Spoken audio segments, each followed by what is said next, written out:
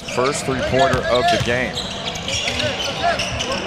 Tamayo fading back, and his soft touch gets it to drop. He is a truly high-level player. He's going up against Watanabe and holding his own on the offensive end. Noong 2022 Asia Cup sa Indonesia, dito natin unang nasilayan ang bagong Japan. Isang kupunan na pinangungunahan ni Yuta Watanabe at halos buong lineup nito mula 2018 FIBA World Cup qualifiers ay napalitan na mula players hanggang coaches. Sa mga panahong to, bumubuo pa lang ang Japan ng team na isasabak nila sa World Cup. Bagaman parehas host ang Japan at Pilipinas noong 2023 World Cup. Dito makikita kung paano ipinakita ng Japan kung ano ang pwede nating sapitin kung hindi natin sila seseryosohin. Dito nagsimula ang redemption ng Japan kontra Gilas Pilipinas nang talunin nila tayo sa play-in game. Dahilan para ma-eliminate agad ang Pilipinas bago pa man makarating sa quarterfinals ng Asia Cup.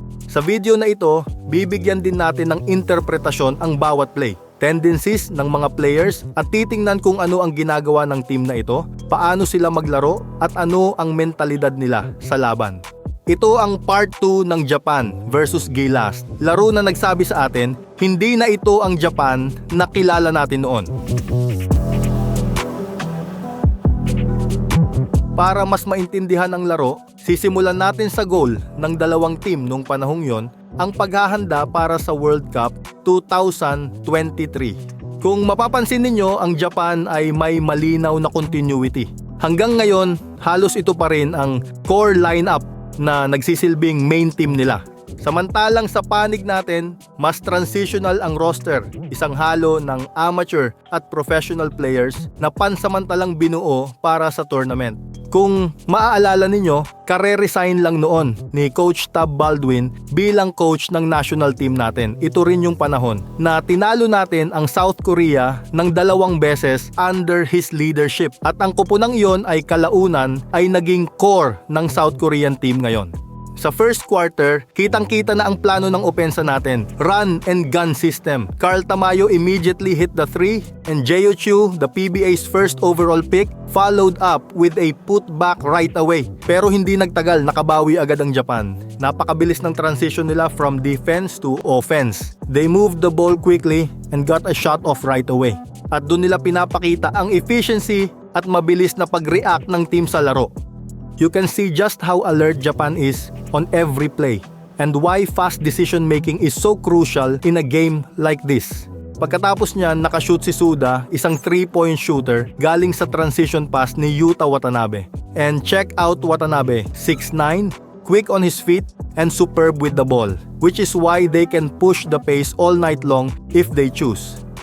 Cody Ravena.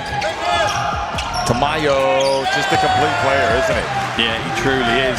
He's going up against an NBA player. Pero agad namang nakabawi si Carl Tamayo ng in-your-face 3-pointer. At kita mo naman yung Tamayo, palaban.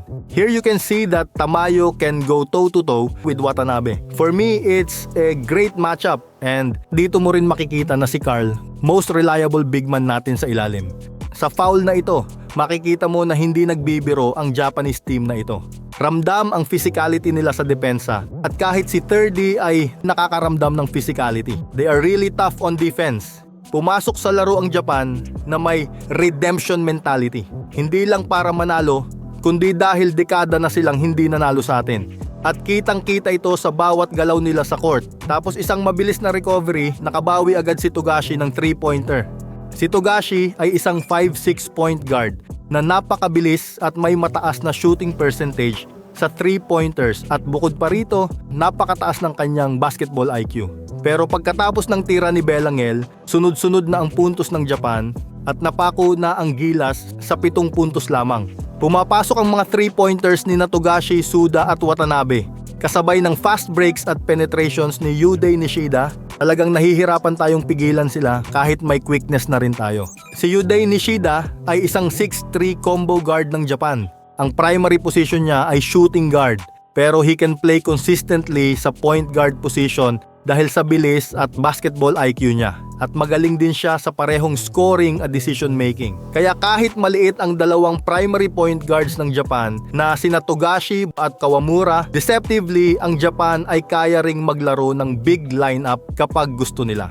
At kahit mabilis din ang guards natin na sina Belangel, Abarrientos at Kiefer Ravena, nahirapan tayong makasabay sa overall quickness ng Japan. Sa loob lamang ng 2 minutes, nakagawa na ng 12-point lead ang Japan.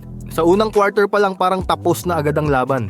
Natapos ang first quarter, 32-16 ang score. Pagpasok ng second quarter, we start to see the first signs that Gilas is not backing down.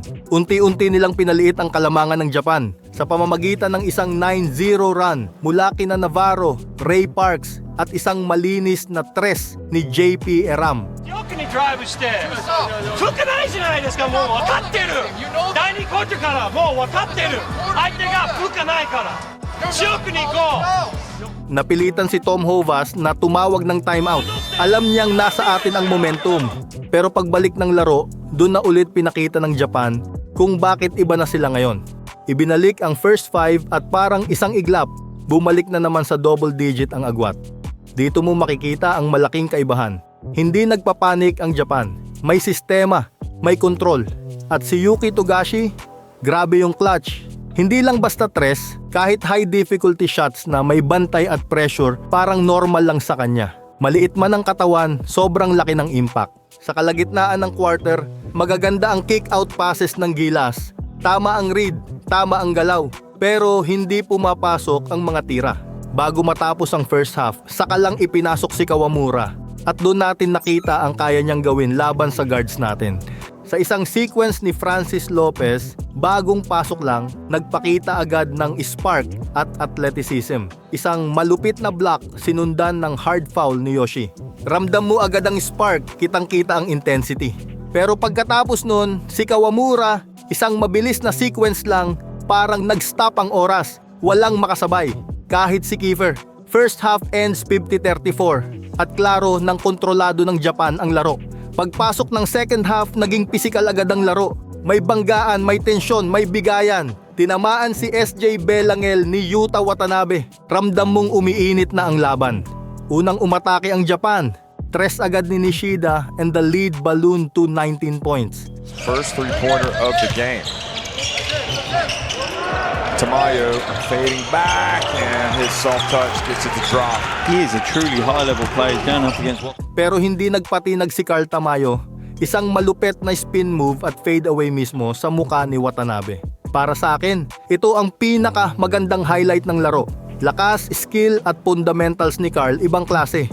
Pero bumawi si Yuta Watanabe gamit ang sarili niyang hesitation spin move. Dito makikita kung gaano kainit ang laban. Talent kontra talent. Pero dito rin lumabas ang problema. Foul trouble. Maaga rin kinailangang ilabas si Tamayo ni Coach Chot at doon unti-unting nawala ang momentum ng Gilas. Around the 7-minute mark, Watanabe went down after spraining his ankle. An unfortunate moment in an already physical game. Saglit na nagbukas ang pinto para sa Gilas. Nakabawi pa ng tres si Tamayo. Pero parang may sagot agad ang Japan sa lahat. Suda answered the three right away. Sinundan ng sunod-sunod na tough shots ni Togashi. Ito yung klase ng tira na kahit tama ang depensa, pumapasok pa rin. Ganito talaga ang laro ni Togashi, kaya napakahirap niyang pigilan. Habang tumatagal, lalo pang nagiging pisikal ang laban. Banggaan sa ilalim, sakitan sa bawat drive. Pati si Kevin Kiambao na power forward pa noon, ramdam ang bigat sa ilalim. Pero si Kevin Kiambao, tingnan mo, laban kung laban sa ilalim. Parang may pagka VR troopers pa siya dito, oh. The third quarter ended at 77-63. The scoreboard still showed a fight, but in terms of rhythm, hawak pa rin ng Japan ang laro. Sa fourth quarter, sina Ray Parks at Kiefer Ravena ang nagbigay ng huling spark. May effort, may tapang, pero sinalubong ng disiplinado at matibay na depensa ng Japan. Hindi na tayo nakabalik sa momentum. At dito tuluyang nawala si Tamayo na foul out matapos tawagan ng offensive foul kay Yoshi. Ito yung matchup na makikita natin pagdating ng Disyembre. Tuloy-tuloy ang puntos ng Japan while physicality became the Philippines' only response. Mapapansin mo rin, bihirang ipasok si Abando. Nakakapagtaka, lalo na't sa World Cup 2023, siya lang at Kiefer ang natirang bahagi ng core na ito. Sa huling minuto, mainit pa rin ang laban, with both teams going hard and physical. Ang problema, wala tayong nakitang adjustment sa laro. Same lang mula first hanggang fourth quarter. Sa game na ito, kakabalik lang ni Chot Reyes matapos ang brawl kontra Australia. Malaki ang pool noon, kaya hindi pa fully synchronized ang sistema at kulang ang chemistry ng team, dulot ng kakulangan sa ensayo at timing ng coaching changes. Dito rin pumapasok ang punto ni Coach Tim Cone. Kapag walang focus sa Final 12, magkakaproblema talaga ang chemistry ng team. Japan's led balloon to 28 points before the game finally ended at 102-81. At sa huling eksena, parang nagre-reklamo pa si Tom Hovas kay Coach Chot dahil sa sobrang pisikal ng laro. Ano ang aral dito? Ipinakita ng larong to na kulang tayo sa shooters. Sa modernong basketball, ang perimeter shooting ang pantapat sa elite defense. At iyon mismo ang ginamit ng Japan para kontrolin ang laro. Ito ang unang pagkakataon na hinarap natin ang Japan na tinambakan lang tayo. Kahit pa sabihing cadets lang ang pinadala natin. Paalala ito na tuloy-tuloy ang pag-angat ng kanilang basketball program. At kung gusto nating makasabay o talunin sila sa hinaharap, kailangan natin ng tapang, disiplina at malinaw na plano. Walang shortcut, walang excuses. This is where we see the true level of basketball in Asia because they are Asia's #1 team today.